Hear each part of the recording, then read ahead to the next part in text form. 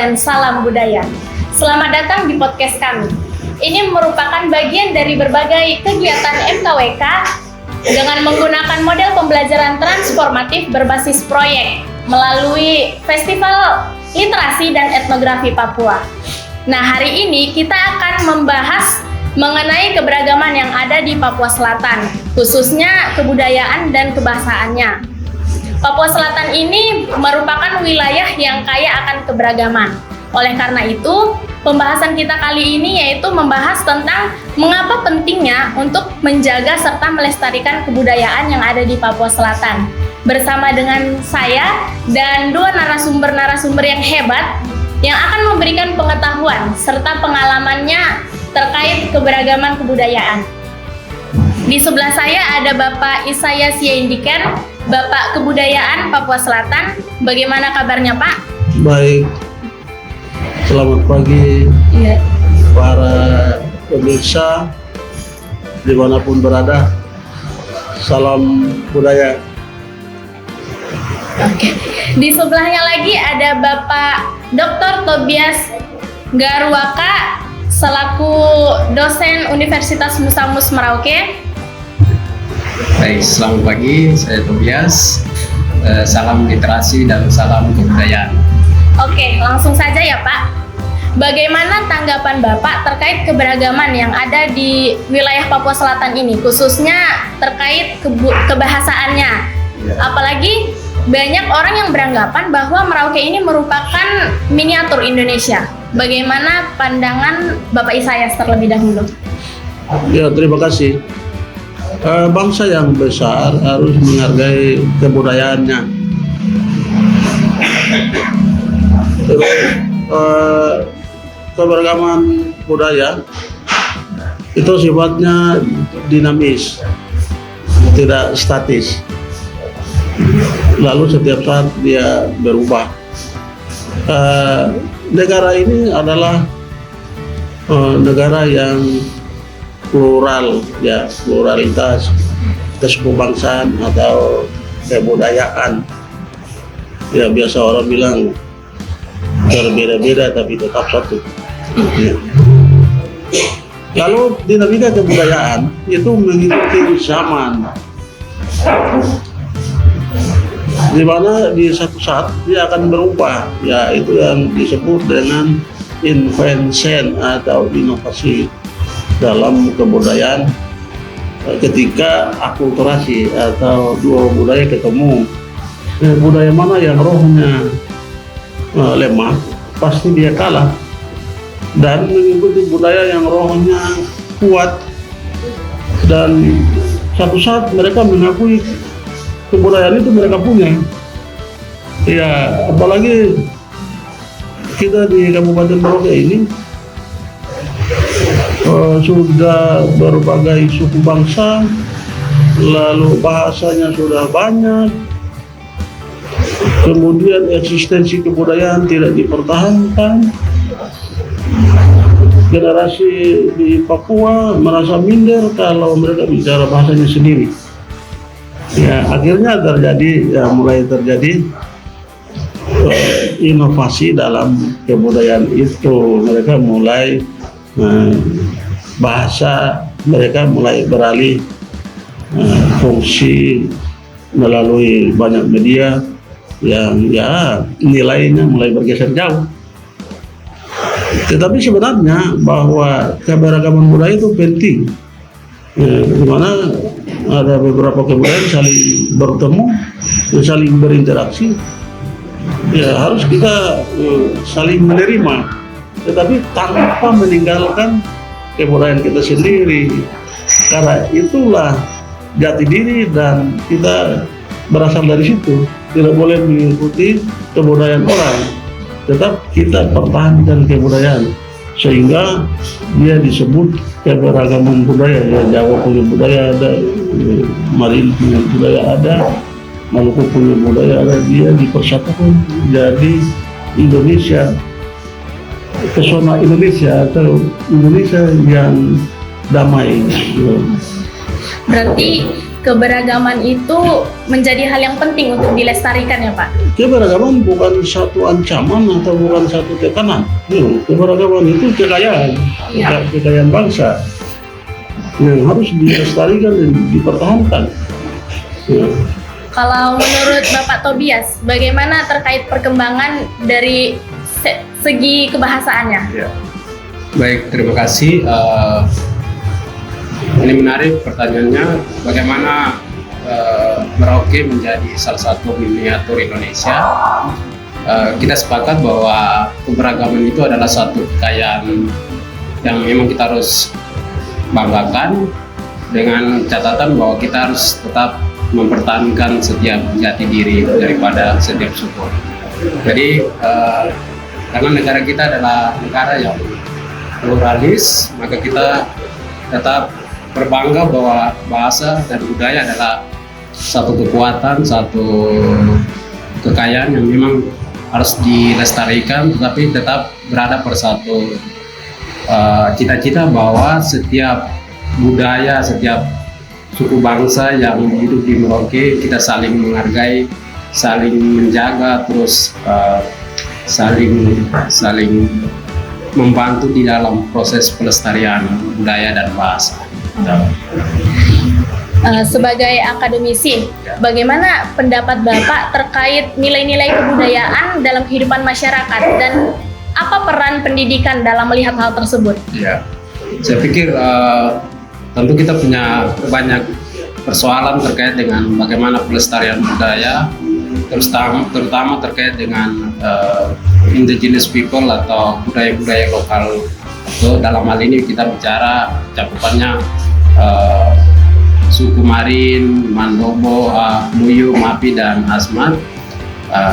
Bagaimana peran pendidikan di dalam proses pelestarian? Ini yang memang menjadi catatan kita bersama, bagaimana kita melihat persoalan pelestarian bahasa budaya di tingkat pendidikan. Dan sebenarnya peran pendidikan harus hadir untuk melestarikan itu, seperti yang tadi Bapak Isaya sampaikan bahwa kita tetap tidak boleh ada yang mendominasi. Ini budaya ini harus mendominasi ini budaya ini, ya. Tapi peran pendidikan memang penting. Nah, ini yang harus kemudian kita lihat bagaimana peran pendidikan di dalam proses pelestarian itu hadir untuk menjaga, melindungi dan melestarikan pengetahuan budaya lokal masyarakat. Berarti pendidikan ini berperan penting dalam melestarikan kebudayaan yang ada di Papua Selatan ini ya Pak? Itu harus kita sepakat bahwa pendidikan itu penting untuk melestarikan bahasa budaya dan seluruh sistem pengetahuan masyarakat lokal. Bagaimana menurut pandangan Bapak Isayas terkait etnografi Papua ini? Etnografi Papua itu ada dua kata ya, etno dan grafi. Secara harfiah bahwa etnografi adalah pencatatan tentang kebudayaan dan peradaban. Pencatatan tentang manusia, kebudayaan dan peradaban itu etnografi. Jadi etnografi itu dia bicara tentang manusia, roh daripada kebudayaan itu etnografi. Di dalam manusia itu ada nilai-nilai budaya, di mana di dalam aktivitasnya itu mereka selalu diikuti dengan nilai budaya yang disebut dengan tata krama. Kalau menurut Bapak Tobias sendiri terkait etnografi Papua itu bagaimana Pak? Ya, memang terkait dengan etnografi ya, seperti yang tadi dijelaskan oleh Bapak Isaya, etno dan grafi ya, artinya setiap budaya itu punya pengetahuan, punya sistem nilai, punya tata krama itu. Jadi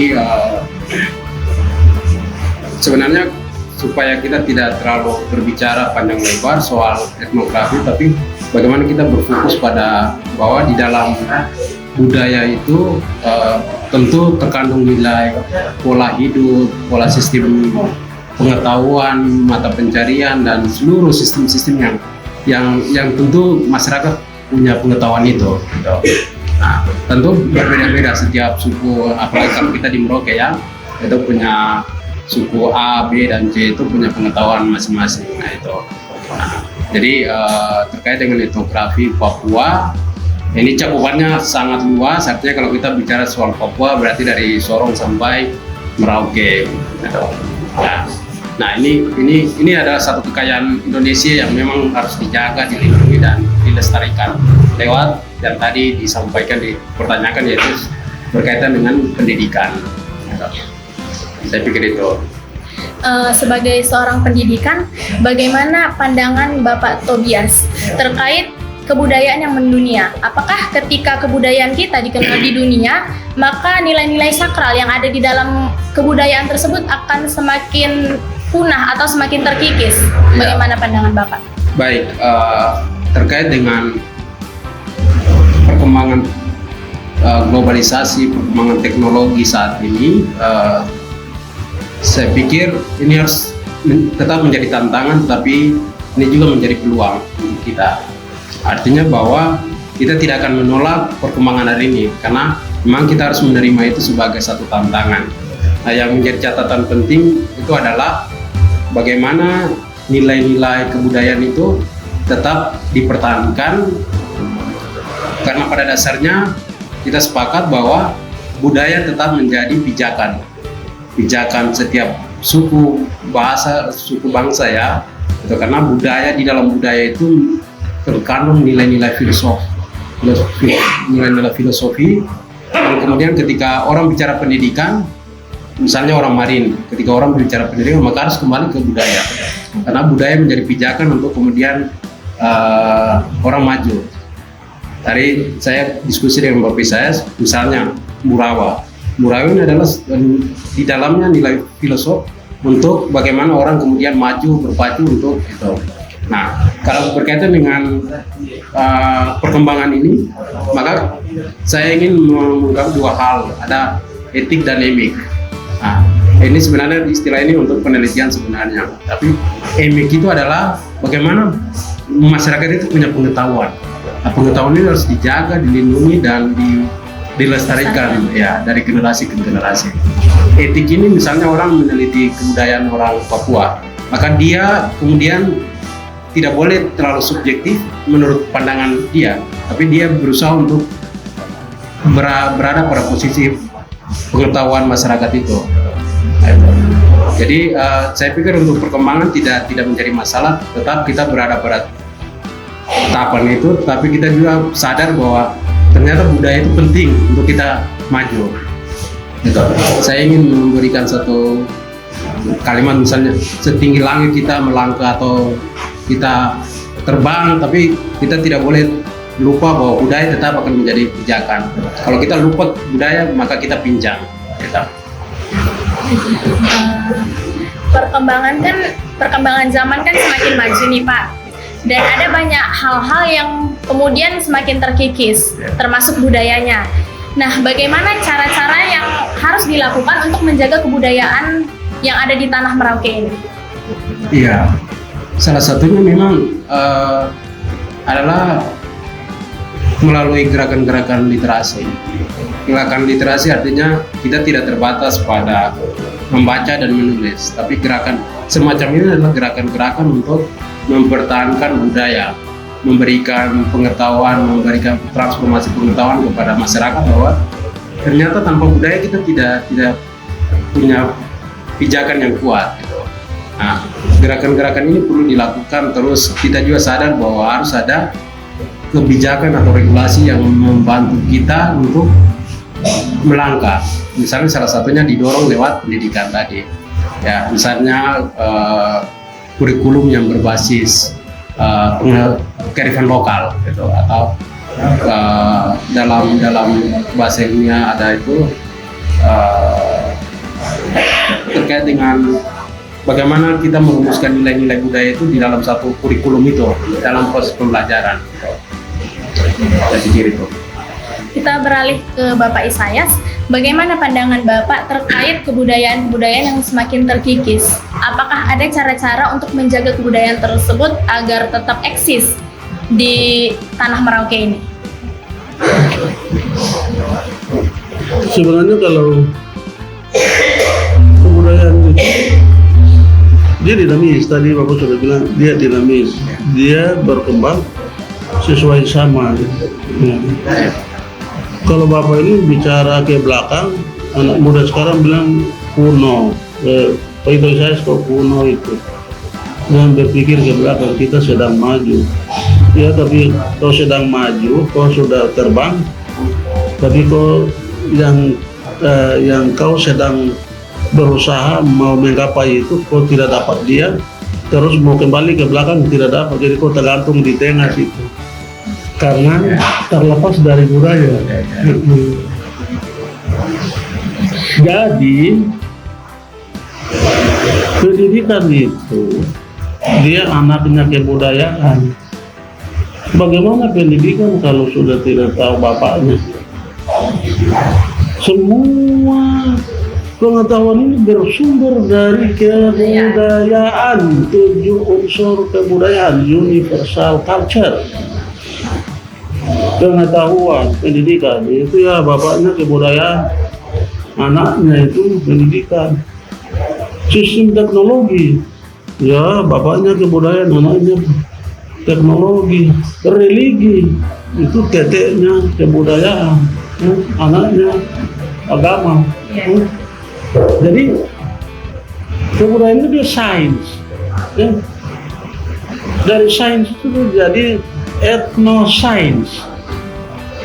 Etnosains itu berarti kita sudah amankan kebudayaan ya dalam dunia pendidikan, dinas pendidikan. Dia harus berani buat draft kurikulum muatan lokal dan di kebudayaan, dan orang-orang akademisi mereka duduk sama-sama untuk menyediakan atau siapkan bahan ajarnya, bahan ajar. Tapi yang buat kurikulum itu dinas pendidikan Kabupaten Merauke, dia yang punya tanggung jawab pada kepala bidang kurikulum di situ. Diajukan ke pemerintah supaya bupati dia buat perda tentang muatan lokal, itu baru akademisi aman, kebudayaan aman. Kita akan buat pendidikan yang berbasis budaya. Ya, karena di dalam etnografi itu ada etnolinguistik, etnobotani, farmakologi, banyak sekali yang harus jadi sistem pendidikan berbasis budaya. Ya, pendekatannya kebudayaan. Masternya siapa? Ya, kebudayaan Nusantara. Kalau kita adopsi, mereka punya kurikulum merdeka, dia jadi kurikulum muatan lokal. Ya. Makanya keberagaman budaya itu penting untuk itu. Tetapi nilai budaya lokal sangat penting. Sebab tanpa kita lakukan itu, eksistensi dan jati diri atau keberadaan nilai-nilai budaya itu akan hilang. Sampai kepada teknologi. Mana arsitektural di Kabupaten Merauke ada yang mencirikan kebudayaan Bali. Terus ada motif-motif, ornamen-ornamen eksterior dan interior satu bangunan, pemerintahan maupun perusahaan tidak ada. Berarti pemerintah juga ada niat untuk membunuh kebudayaan di tanah ini. Itu menurut pandangan saya, yang saya amati, saya pengamat saja, tapi tidak pintar ngomong. Ya. Terakhir nih Pak, apakah ada pesan yang ingin Bapak sampaikan kepada anak-anak muda yang ada di Papua ini terkait pendidikan dan kebudayaan saat ini? Anak-anak muda ini untuk semua anak muda di Kabupaten Merauke, pandanglah kebudayaan sebagai kesempatan, bukan sebagai ancaman. Kebudayaan itu mengurus 7 unsur kebudayaan, tetapi yang anak-anak takut itu adalah adat, karena di dalam adat itu dia mengurus nilai. Ada 4 nilai. 4 nilai adat itu soso, mesan, imok, dengan mayo. Itu yang tidak pernah berubah tata keramanya, tidak pernah berubah tata caranya dari dulu sekarang sampai dunia ini berakhir. Aturannya sudah paten, kalau kau salah berbuat di situ pasti kau mati. Tetapi kebudayaan itu nilai, itu aktivitas manusia mengikuti zaman. Iya, jadi tetaplah anak-anak muda semangat, jangan pernah takut dengan kata sakral. Menurut saya di dunia tidak ada yang sakral, cuma satu yang sakral. Yang sakral itu manusia dan tanah. Kalau barang yang paling sakral itu tanah, kalau sudah dijual berarti awas hati-hati, nilai budaya akan hilang 100%. Karena di dalam tanah itu ada banyak hal, yang ada etnobotani, ada farmakologi, ada geologika, ada etnografika di dalam barang itu, di dalam hutan itu, di dalam tanah itu.